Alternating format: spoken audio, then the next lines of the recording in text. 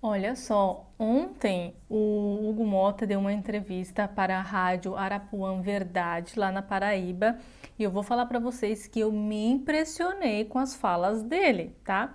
Vocês devem ter visto aí que ele falou sobre a questão do 8 de janeiro, que para ele não foi golpe, fora outras coisas importantes que ele também comentou, só que não saiu na mídia, e eu quero trazer isso para vocês, alguns pontos importantes. Então, como sempre, eu escutei toda a entrevista, cortei partes importantes e quero trazer para vocês alguns pontos.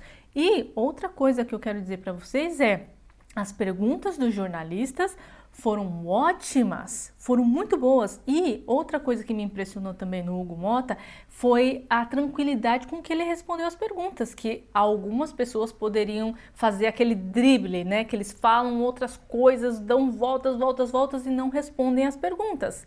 O Hugo Motta respondeu todas as perguntas de forma clara, simples e objetiva.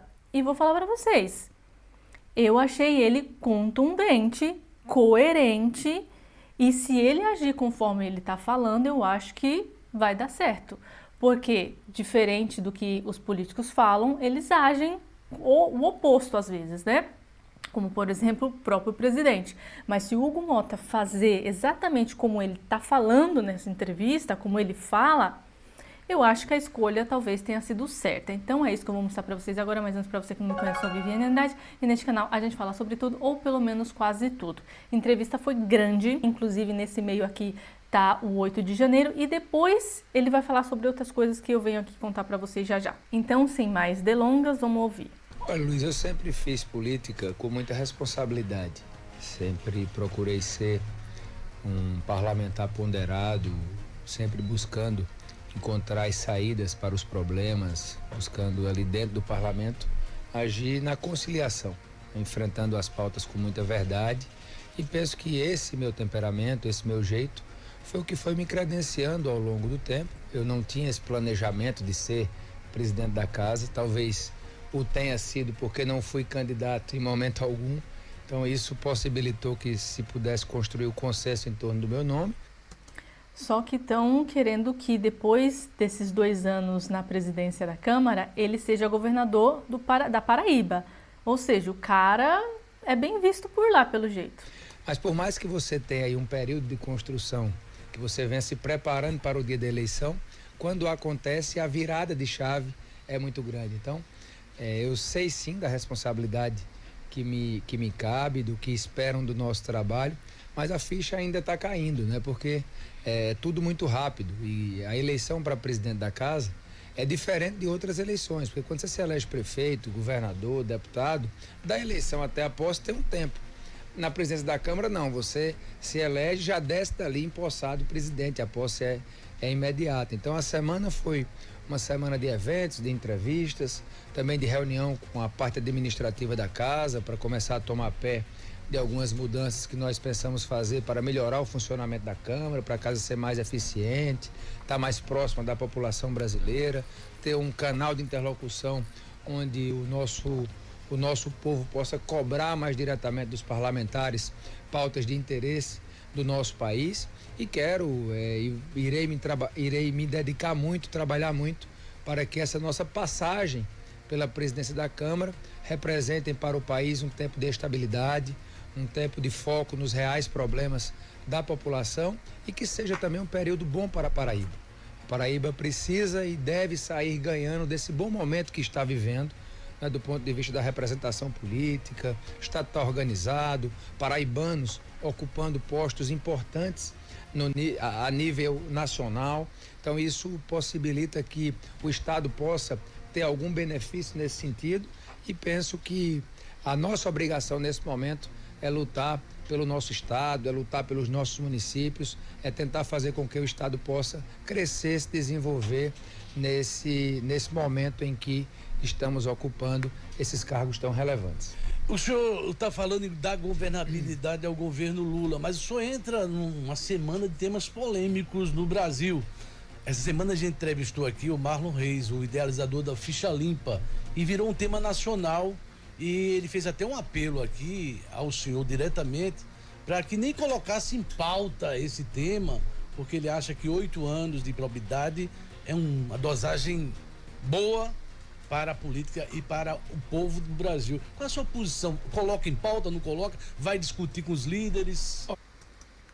Por isso que eu deixei as perguntas dos jornalistas, porque foram tão boas que é para vocês entenderem como a pergunta foi feita e que ele não fugiu da pergunta, ele não desviou, ele não ficou, então, e tentou manipular, né, dizer que respondeu e não respondeu. Ele foi direto ao ponto. Então, aqui sobre a ficha limpa é outra pergunta muito importante. E os caras meteram o pé no peito. Várias perguntas assim, você fala, eita! Tem jornalista que não teria coragem de fazer, né? Ainda mais achando que ele é a favor do governo e tudo mais. Mas vamos ouvir a resposta dele, para vocês terem uma noção do que eu estou falando. E prestem atenção nas perguntas também. Olha, a lei da ficha limpa é uma conquista da nossa sociedade, né? Foi a população que se mobilizou para que essa lei pudesse ser aprovada da forma que está e há já uma adaptação em todo o sistema judiciário, político, acerca dessa questão, onde pessoas ficam inelegíveis por esse período se vierem a receber condenação por órgão colegiado. Esse tema veio à tona e o pano de fundo é a eleição de 2026, principalmente porque temos a discussão se o ex-presidente Bolsonaro poderá ou não ser candidato, porque ele foi recentemente condenado. O pano de fundo dessa discussão acerca da mudança na lei da ficha limpa é esse. E o que é que eu tenho dito? Tenho dito que eu não tenho um compromisso de pautar para mudar a lei da ficha limpa. O que eu disse é que, se esse assunto for levado à Câmara, por exemplo, pelo PL, que é o partido do presidente Bolsonaro, nós vamos tratar como todo e qualquer outro projeto que chega à casa. Nós vamos discutir com responsabilidade, dividir a decisão com o colégio de líderes, para ver se esse assunto deve ser priorizado ou não. E aí dei a minha opinião pessoal, que num sistema democrático... Que gerou festa pro lado bolsonarista. Que você ter eleição de 2 em 2 anos, você não achar que 8 anos é um tempo extenso de penalidade, é não reconhecer o sistema democrático. Ora, Luiz, nós estamos em 2025, só se fala na eleição de 2026. 1 ano e pouco para a eleição, 1 ano e meio, 1 ano e 7 meses. Nesse 1 ano e 7 meses, 8 meses, vai acontecer uma quantidade de fatos que nós não conseguimos aqui, por mais previsibilidade que se tenha, adivinhar o que vai acontecer. Você imagina 8 anos. 8 anos na política brasileira é uma eternidade. Foi isso que eu quis dizer. Mas, presidente, o Marlon Reis, ele disse que, olha, quando você reduz de 8 para 2 anos, você na verdade mata a lei da ficha limpa por completo, porque você tira a punibilidade maior, porque um candidato ou um político condenado num ano, ele já pode ser candidato na eleição seguinte. Então, aquilo que seria um dos maiores monstros punitivos da lei da ficha limpa, você mataria ela por completo. Antes de ter a resposta dele, só lembrando que o Bolsonaro quer que acabe com a ficha limpa, por exemplo, porque na visão dele, a ficha limpa não funcionou, por exemplo, para Dilma, para o Lula e para muitos outros políticos que já estão aí concorrendo e gastando dinheiro público à torta e à direita. Então, a ideia era punir essas pessoas, as principais, por exemplo, como o Lula, está na presidência, então a ficha limpa não está funcionando, está sendo usado só para perseguir a direita. Por isso que esse tema voltou agora à tona e tudo mais. Mas vocês viram como ele respondeu? Foi direto no ponto, sem dar milhões de voltas ou desculpas em relação à resposta dele. Eu achei maravilhoso. Gostei, hein, Hugo Mota? Gostei. Você não pensa assim, que você faz esse debate? O presidente da Câmara, ele é um magistrado, ele é um árbitro. O presidente nem votar, vota. Nós estamos ali pelo artigo 17 do Regimento Interno impedidos de votar. Então, as pessoas que vão defender essa mudança na lei da ficha limpa é que tem que levar os argumentos para o colégio de líderes e para casa. Eu tenho que tratar de forma regimental as pautas que irão me chegar, até porque eu tive o apoio de praticamente todos os partidos. Eu não posso dizer que não, eu não vou pautar tal matéria, ou eu vou pautar e aprovar. Eu não posso me comprometer com isso. Vou esperar ser provocado aí? Vou esperar ser provocado e trataremos igual vamos tratar todas as outras matérias que irão chegar durante a nossa presidência, com muita responsabilidade e cautela. Isso, pronto. Sobre isso, exatamente. Qual acordo, de forma objetiva, presidente, qual acordo que você fez ao longo dessa construção em relação ao projeto da anistia de 8 de janeiro? Aí já não debate da ficha limpa, mas esse 8 de janeiro, porque alguns deputados da ala bolsonarista foram muito claros quando deram entrevistas para dizer: eu vou esperar que o presidente Hugo Mota cumpra o compromisso que teve com a gente. Teve esse acordo de forma muito clara agora para a gente entender?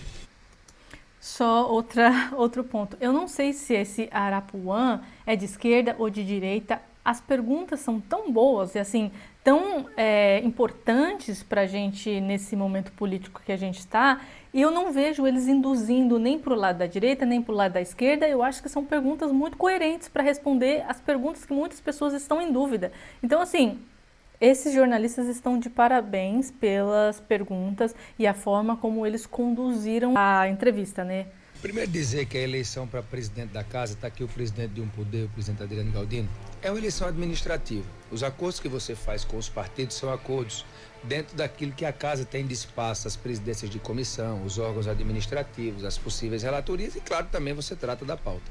Na conversa que eu tive com o presidente Bolsonaro, é importante aqui registrar, o presidente não exigiu, digamos assim, a condição para se pautar a anistia. O que ele disse foi o seguinte: primeiro, eu não quero anistia para mim. A minha preocupação é com essas pessoas que estão sendo condenadas pelos atos do 8 de janeiro, que eu entendo que estão recebendo penas muito severas. E eu queria que, se tiver um ambiente político no Colégio de Líderes, que você não atrapalhasse a pauta e que ela fosse apreciada pelo plenário. Isso foi o que foi colocado pelo presidente Bolsonaro. Pelo Partido dos Trabalhadores, foi colocado o seguinte: essa pauta não pode andar, essa pauta é um retrocesso, é um problema. E é uma pauta e um assunto que divide a casa, que gera tensionamento com o judiciário, gera tensionamento com o executivo. Por isso o nosso cuidado em tratar sobre o tema. Eu não posso chegar aqui e dizer, eu vou pautar a anistia semana que vem, ou não vou pautar a anistia de jeito nenhum. Será um tema que nós vamos analisando, digerindo, conversando, porque o diálogo ele tem que ser constante. Quem fez uma equação política como essa que nós fizemos, recebendo mais de 440 votos num colégio de 500, foi uma construção política ampla, Luiz. E todos que votaram e me apoiaram sabiam que eu tinha o apoio dos dois. Então não se pode me exigir que eu desbalanceie a minha atuação, porque eu não posso ser incorreto com ninguém. Eu vou procurar, naquilo que me cabe, ser correto com todos e conduzir a casa com isenção. É isso que o presidente da casa tem que fazer. Você disse isso aos dois? Disse isso, todos sabem, não há novidade nisso. Já dei várias entrevistas dessa forma. Então, nós temos muita tranquilidade. É um tema complexo, é um tema que causa tensão, é um tema que, nesse início, é a principal pauta. Todos os jornais sempre trazem isso, porque está sendo muito levantado. E aí nós vamos conduzir isso com responsabilidade, ouvindo a todos. Vamos conversar com o Poder Judiciário para que, se possível, se encontre uma saída acerca desse projeto da anistia. No caso do Ficha Limpa, você deu uma opinião pessoal, mesmo que não fale. Eu dei uma opinião. Do 8 de janeiro, qual é a sua opinião pessoal sobre o 8 de janeiro? A anistia às pessoas do 8 de janeiro? Olha, primeiro, o que aconteceu não pode ser admitido que aconteça novamente. Foi uma agressão às instituições. Uma agressão inimaginável. Acho que ninguém imaginava que aquilo pudesse acontecer.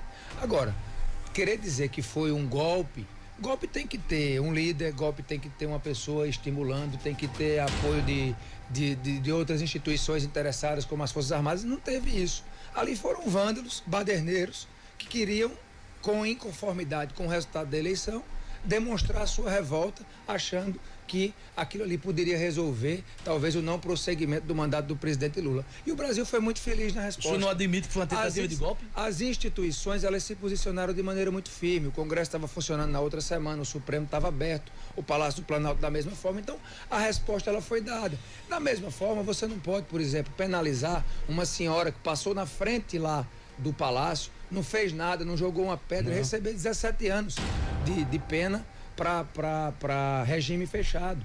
Há um certo desequilíbrio nisso. Então, a anistia alcançaria essas pessoas. Então nós temos que punir as pessoas que foram lá, que quebraram, que depredaram.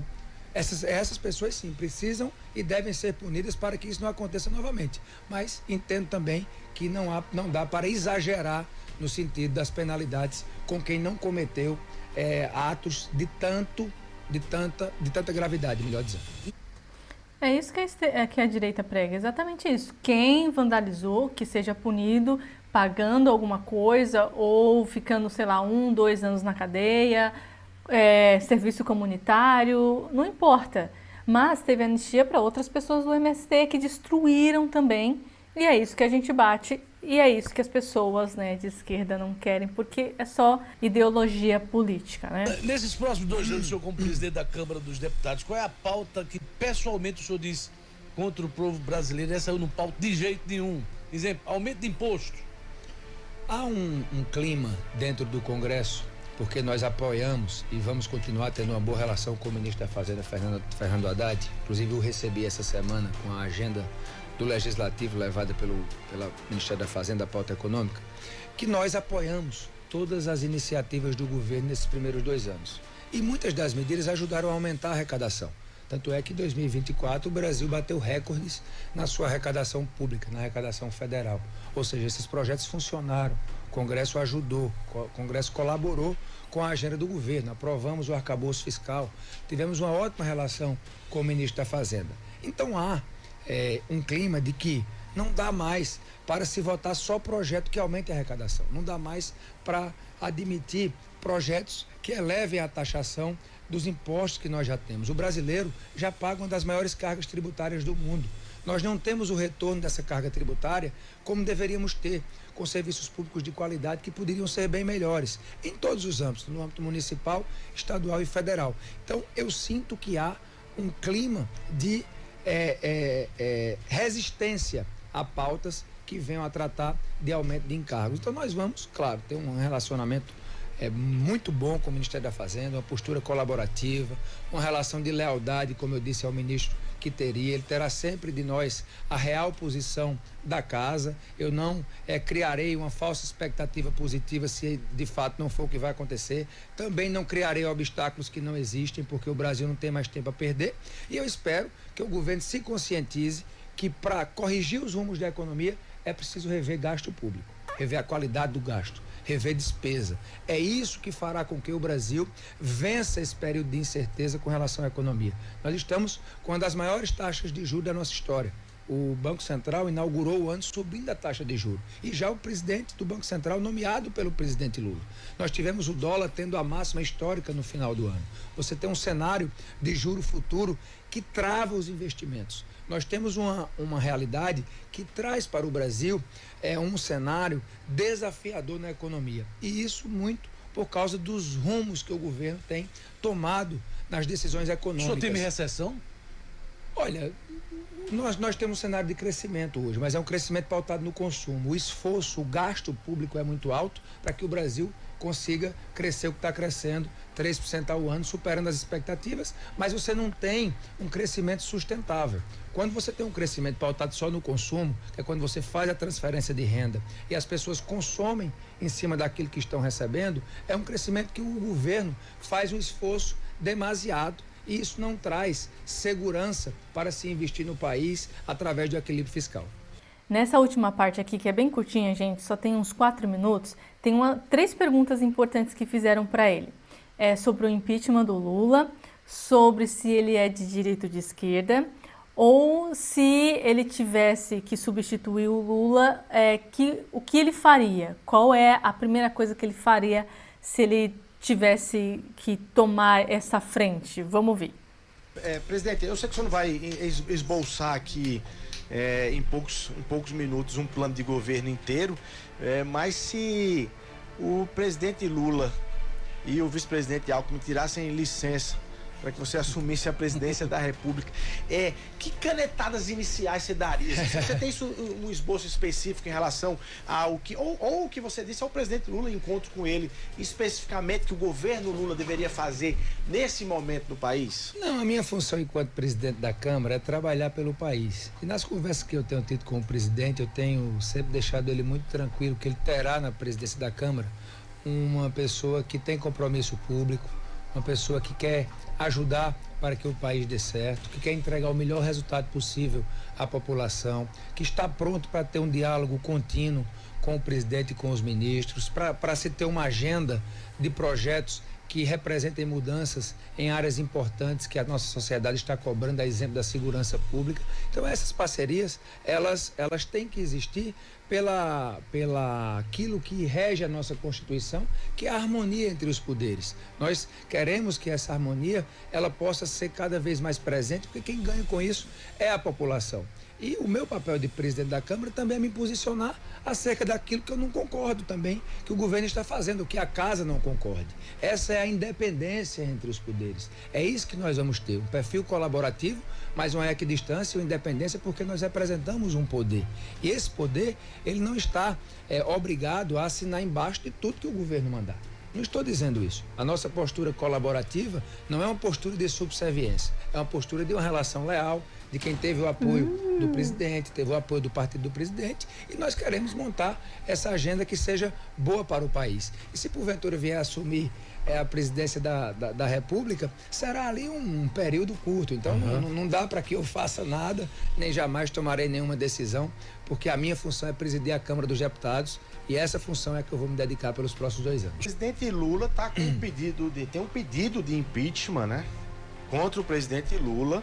É iniciativa de deputados, tem ali uma dezena de assinaturas já, apontando ali que houve pedalada fiscal no programa Pé de Meia, com base inclusive em decisão do Tribunal de Contas da União. Isso já chegou na sua mesa? Você já tem uma posição em relação a isso, presidente, em relação a esse pedido de impeachment? É uma pauta que você coloca naquela lista da pauta extremista e radical que você não vai tratar, ou vai tratar? Existem vários pedidos de impeachment, chegaram à presidência da Câmara ainda no mandato do presidente Arthur. Não é? Com certeza, pelo momento político que nós temos no país, devem chegar mais alguns pedidos de impeachment, mas é importante checar, e quando eu digo aqui que eu quero ser o presidente da estabilidade, que não é gerando mais instabilidade, nós vamos resolver o problema do país. O presidente Lula foi legitimamente eleito pelo nosso povo, pela maioria da população, está respaldado por esse povo para governar e tem que agora conseguir corresponder à confiança da população brasileira que eu confio. Ele é o presidente de todos. Então não será esse presidente aqui que gerará instabilidade. O pedido de impeachment, é claro que sempre se analisa, tem que ver se tem fundamento, se tem consistência, mas é também um processo político de escolha. E não está no nosso horizonte fazer nenhum tipo de movimento que traga para o país instabilidade e incertezas, porque fazendo isso nós só vamos conseguir aumentar ainda mais os desafios que temos pela frente. Resumindo, não teremos impeachment de Lula. Foi o que eu falei para vocês no vídeo passado. Quando o pessoal falou, Pé de Meia, bababá, impeachment. Gente, pro Lula cair, o Brasil tem que estar assim na merda. Quer dizer, já tá na merda, mas sabe o que é mais merda? O povo com a cabeça aqui só respirando, só isso aqui, o nariz de fora. Se não tiver assim, não rola. Não rola. O cara vai deitar, abordar, vai falar na cara do povo. Coma merda. Já que a gente tá falando, né, disso. Porque ele tá falando na cara de todo mundo, tá ruim. Não come, não compra, troca fruta. Ele já não tá nem aí. E aí, quem vai decidir se é esse tipo de presidente que tem que ter no país, continuar esse tipo de presidência no país, é o povo. Ele vai fazer o quê? Cara, tem que estar muito ruim, mas tem que estar ruim. E, quer dizer, não é que tá bom, né? Vocês entenderam o tipo de ruim, né? Tem que estar assim, quase que não tem mais o que fazer.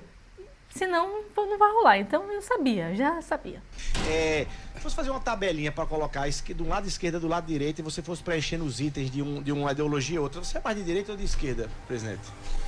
Olha, eu me considero uma pessoa moderada. Eu não tenho, assim, preferência por nenhum lado. Eu sou um cara pragmático. Eu não tenho esse problema. Até eu soltei uma frase lá em São Paulo que repercutiu muito, que ser de centro não é uma ausência de posição, é uma ausência de preconceito. Então, se a ideia for boa da esquerda, eu não tenho dificuldade de defender. Se a ideia for boa da direita, eu também não tenho dificuldade de defender. Então, eu tenho muita tranquilidade com relação a isso e não deixo me perder por essas questões ideológicas. E aí, galera, o que vocês acharam da entrevista dele? Como eu falei para vocês, coerente, eu não tenho mais nada o que falar, mas espero que vocês deixem aqui nos comentários o que vocês acharam. Então, por enquanto é isso, um beijo, até a próxima e tchau!